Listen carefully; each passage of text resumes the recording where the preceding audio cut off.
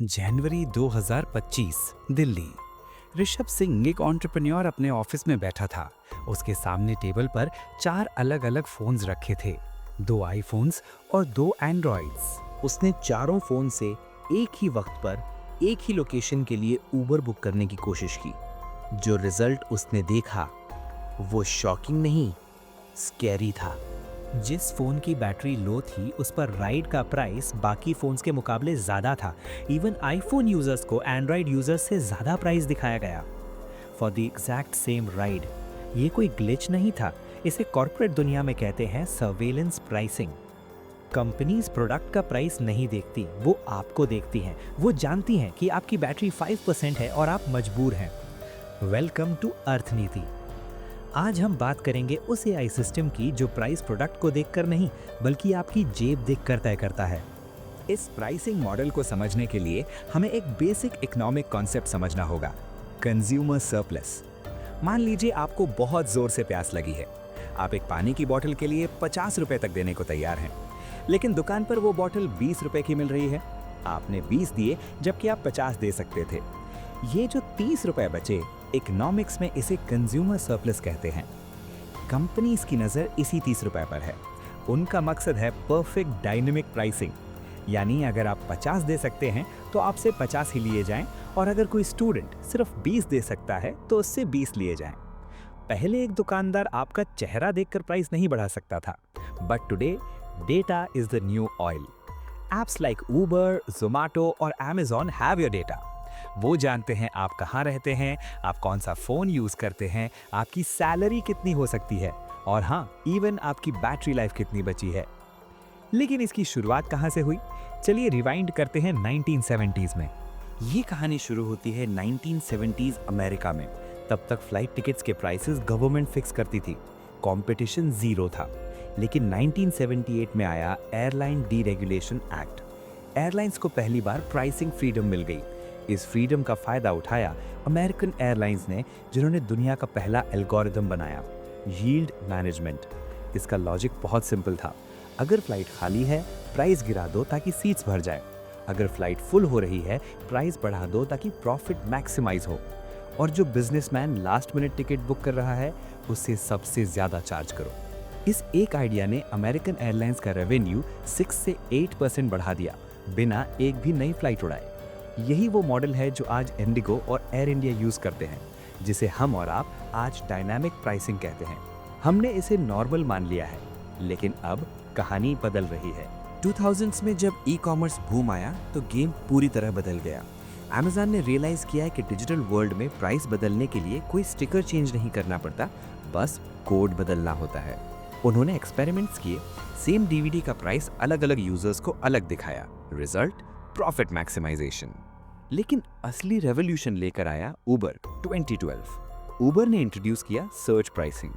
उबर का कहना था कि जब डिमांड बढ़ती है तो हम प्राइस इसलिए बढ़ाते हैं ताकि ड्राइवर्स मोटिवेट हों और रोड पर आएं। Sounds logical, right? लेकिन कोलंबिया बिजनेस स्कूल की 2025 की एक स्टडी ने इस लॉजिक को चैलेंज किया है। डेटा दिखाता है कि प्राइसेस तो बढ़े, लेकिन वो पैसा ड्राइवर्स की जेब में नहीं गया। उबर का अपना कमीशन रेट, जिसे टेक रेट कहते हैं, यूएस मार्केट में 32% से बढ़कर 42% हो गया है। यानी प्राइस इसीलिए नहीं बढ़ा क्योंकि ड्राइवर्स कम थे, प्राइस इसीलिए बढ़ा क्योंकि एल्गोरिथम ने डिटेक्ट कर लिया था कि आप पे करने को तैयार हैं। चलिए, कैब्स और फ्लाइट्स तो फिर भी लग्जरी हैं, लेकिन खाना, ग्रोसरी, यहाँ कहानी और भी डरावनी हो जाती है। कंज्यूमर रिपोर्ट्स की दिसंबर 2025 की इन्वेस्टिगेशन ने एक हैरान करने वाला खुलासा किया। उन्होंने इंस्टाकार्ट पर एक एक्सपेरिमेंट किया। उन्होंने पाया कि सेम वक्त पर सेम दुकान से सेम ग्रोसरी लिस्ट का प्राइस अलग अलग यूजर्स के लिए 23% तक वेरी कर रहा था। सोचिए, आप और आपका पड़ोसी सेम आइटम मंगवा रहे हैं। आप 60 रुपए दल रहे हैं और वो 75, बस इसलिए क्योंकि एल्गोरिथम को लगता है कि आप प्राइस सेंसिटिव नहीं हैं। और ये अब सिर्फ ऑनलाइन नहीं रहा। वॉलमार्ट और क्रोगर जैसे जायंट्स अब डिजिटल शेल्फ लेबल्स लगा रहे हैं। ये इलेक्ट्रॉनिक टैग्स हैं जो हर मिनट प्राइस चेंज कर सकते हैं। दोपहर में जब स्टोर खाली है, ब्रेड 40 रुपीस की। शाम को जब ऑफिस क्राउड आता है, वही ब्रेड 50 रुपीस की। एक बटन दबाया और पूरे स्टोर के प्राइसेस चेंज। अब सवाल आता है कि ये सब इतनी प्रिसीजन से हो कैसे रहा है? यहाँ एंट्री होती है एडवांस्ड आर्टिफिशियल इंटेलिजेंस की। पहले मैनेजर्स एक्सेल शीट्स देखकर प्राइस सेट करते थे, लेकिन आज AI millions of data points को रियल टाइम एनालाइज करता है। एआई सिर्फ ये नहीं देखता कि डिमांड कितनी है, वो देखता है आपका पास्ट परचेज हिस्ट्री, आप किस लोकेशन से लॉगिन हैं, आपने प्रोडक्ट पर कितनी देर माउस हॉवर किया और आपने कितनी बार कार्ट अबैंडन किया। और यहाँ सबसे बड़ा साइकोलॉजिकल गेम खेला जाता है, कूपन्स के थ्रू। कभी नोटिस किया है, आप एक प्रोडक्ट देख रहे हैं, खरीद नहीं रहे, और अचानक एक पॉपअप आता है, 10% off if you buy now. आपको लगता है वाह मेरी किस्मत अच्छी है। नहीं, किस्मत नहीं, ये कैलकुलेशन है। एआई ने डिटेक्ट कर लिया था कि आप बिना डिस्काउंट के नहीं मानेंगे, इसलिए उसने आपको कूपन दिया। लेकिन वहीं दूसरी तरफ अगर एआई को पता है कि आप लॉयल कस्टमर हैं या आप आईफोन 16 से शॉप कर रहे हैं, तो वो कूपन गायब हो जाएगा। इनफैक्ट कुछ केसेस में आपको हायर प्राइस दिखाया जाएगा क्योंकि एआई जानता है आप अफोर्ड कर सकते हैं। तो अब सबसे बड़ा सवाल, क्या ये इलीगल है? फिलहाल नहीं। कंपनीज इसे पर्सनलाइज प्राइसिंग कहकर मार्केट करती हैं। वो कहती हैं कि हम एफिशिएंसी बढ़ा रहे हैं, लेकिन कंज्यूमर के तौर पर ये ट्रस्ट का मर्डर है। जब हम बाजार में बार्गेनिंग करते हैं हमें पता है प्राइस फ्लेक्सिबल है, लेकिन जब हम एक ऐप खोलते हैं हमें लगता है प्राइस सबके लिए सेम है।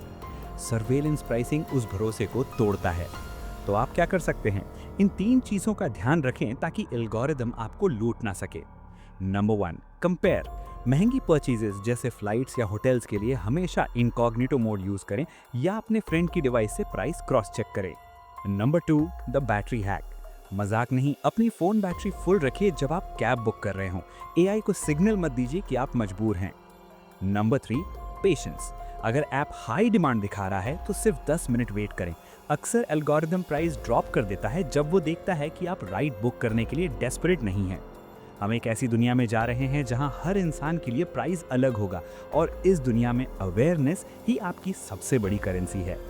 अगर आपको ये एनालिसिस वैल्यूएबल लगा तो वीडियो लाइक करें और अर्थनीति को सब्सक्राइब करें। मुझे कमेंट्स में बताएं, क्या आपने कभी नोटिस किया है कि आपके और आपके फ्रेंड के फ़ोन में सेम चीज़ का प्राइस अलग दिख रहा है? See you in the next video. जय हिंद।